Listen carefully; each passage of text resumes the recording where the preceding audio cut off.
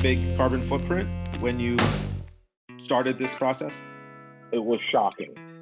Actually, to be honest with you, even after we did our energy efficiency project, our carbon footprint was enormous. Hi, everybody. This is Lee Evans and Warren Evans with Rewire Group. We've been dubbed the Energy Brothers for obvious reasons.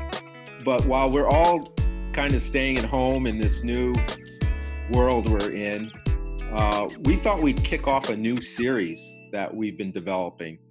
And it's really how to transition to a clean energy life. And my brother Warren, who's the author and architect of this concept, has developed an ebook called 5 Things Consumers Can Do to Fight Climate Change. But before I turn it over to Warren, just a little bit about Rewire. We're an energy advisory group. We help people, businesses, municipalities, and nonprofits with their energy decisions. Using renewable energy and energy efficiency, we help people reduce the cost of their energy, have a more comfortable environment, and reduce their carbon footprint.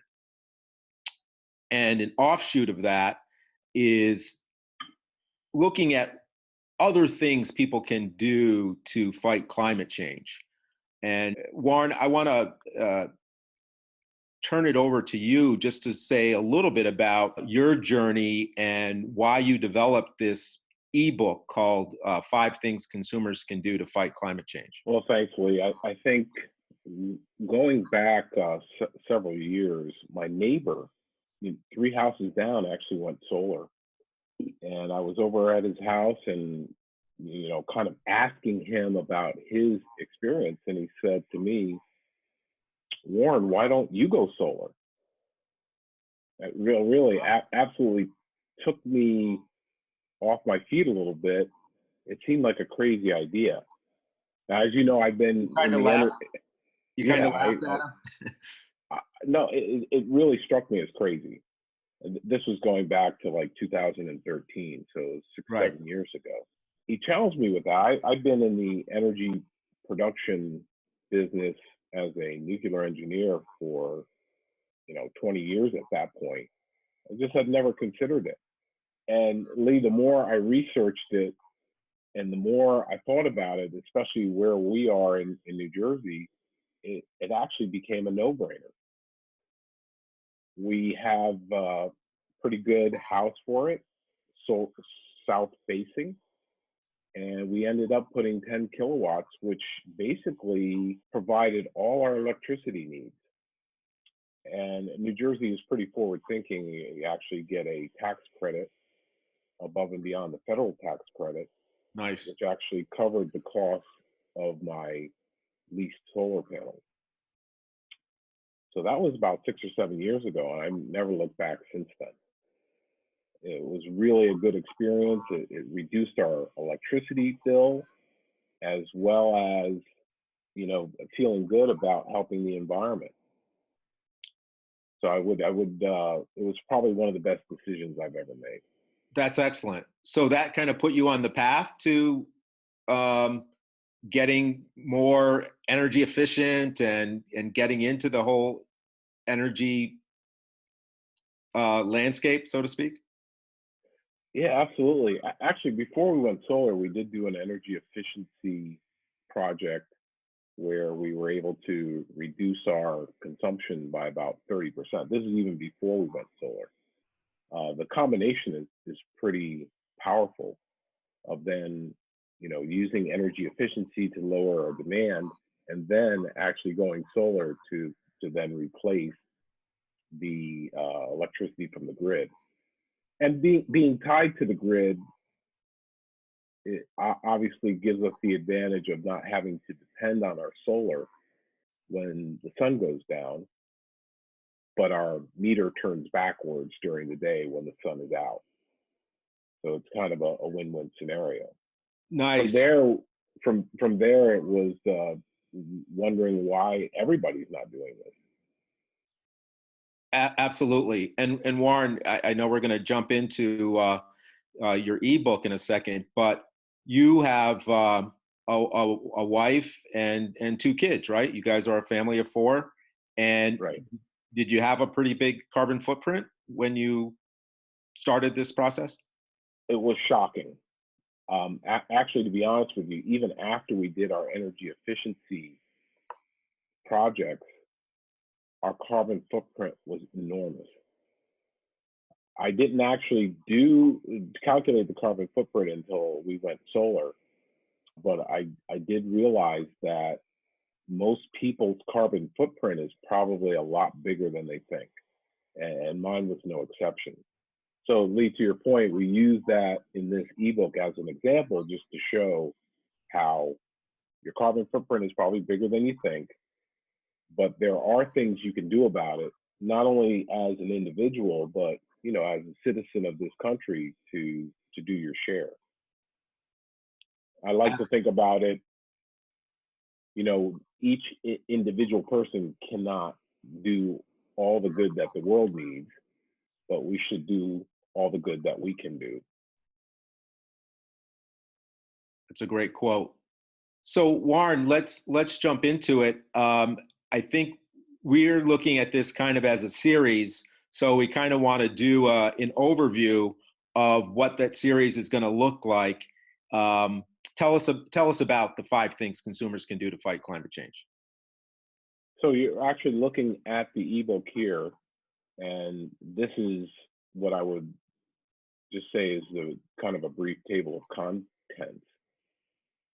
So the 5 things would be, first of all, you need to measure your carbon footprint, which is very easy. There's readily available tools on the web to do that, and it may take 5 or 10 minutes to do the calculation. You basically answer questions about your lifestyle and your actions, and then it spits out your your estimated carbon footprint, which really comes down, Lee, into 5 categories: travel,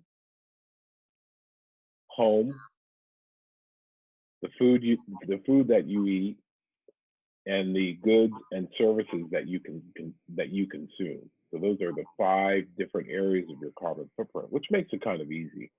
You kind of categorize those 5 things, and then each one of those, based upon your actions, relates to the amount of carbon in terms of the metric tons that you are responsible for emitting to the environment. Warren, that's a great overview. So you're saying first measure where you are in terms of your carbon footprint, and you say that's pretty easy. It sounds ominous when you just say it, but you have a tool to help to do that. And then you're saying travel is a big area, and we're going to talk about that as part of the series. Obviously, your home, which we're all kind of glued to now, Right. taking a look at that. The food you eat, that's an interesting one. Obviously we're in the business, so we know a little bit about that, but maybe not everybody would understand that food is an issue in terms of climate change. And then the goods and services rounds that out. That's a great list. I can't wait to dive into this. Anything else to summarize the 5 things that we're going to talk about over the course of the next couple of weeks and months coming up?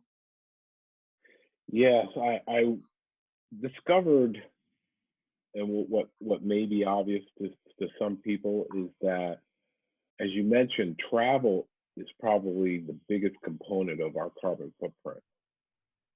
We live what we like to call a first world life. And the first world life that we enjoy has a large carbon impact. Gasoline that we put into our internal combustion engines, so in some ways, is the biggest component of that.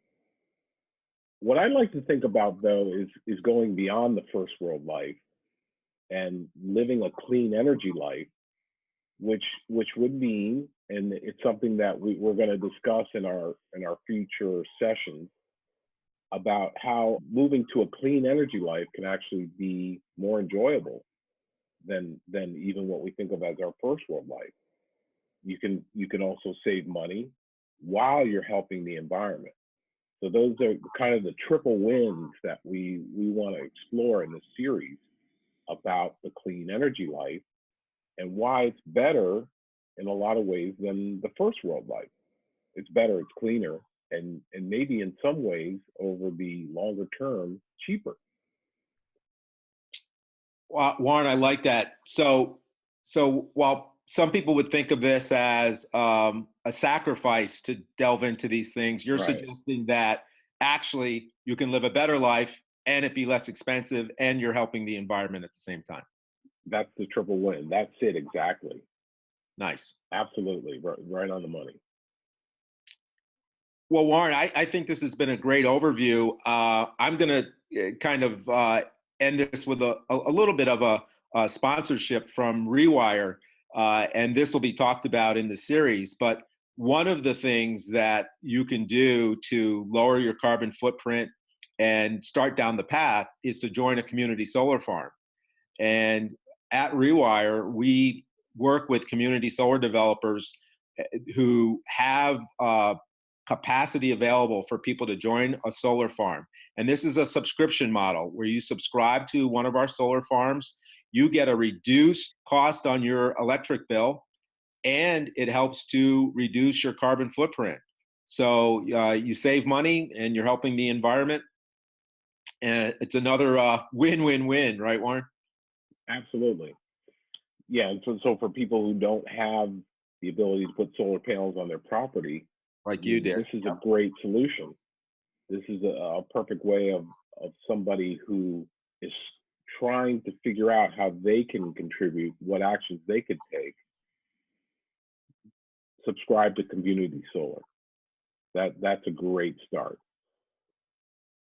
Very good. Warren, I look forward to the next component of this series where we talk about measuring your carbon footprint. Yep, actually we'll get into the how to do it and a little bit more discussion about the 5 different areas that make up your carbon footprint. Very good. Thanks for your time. Thanks, Lee. Thank you. Thank you. All right. Thanks, everybody, for another session of how to transition to the clean energy life. Hey, right now, one thing you could do to start this journey is join our community solar farm. You're going to get 10% off on your utility bill, and you're going to help reduce emissions and reduce your carbon footprint. So thanks for joining us. We really appreciate it. Go to theenergybrothers.com and subscribe to our community solar farm. We're the Energy Brothers. Welcome to our clean energy family. Get started with community solar today at theenergybrothers.com.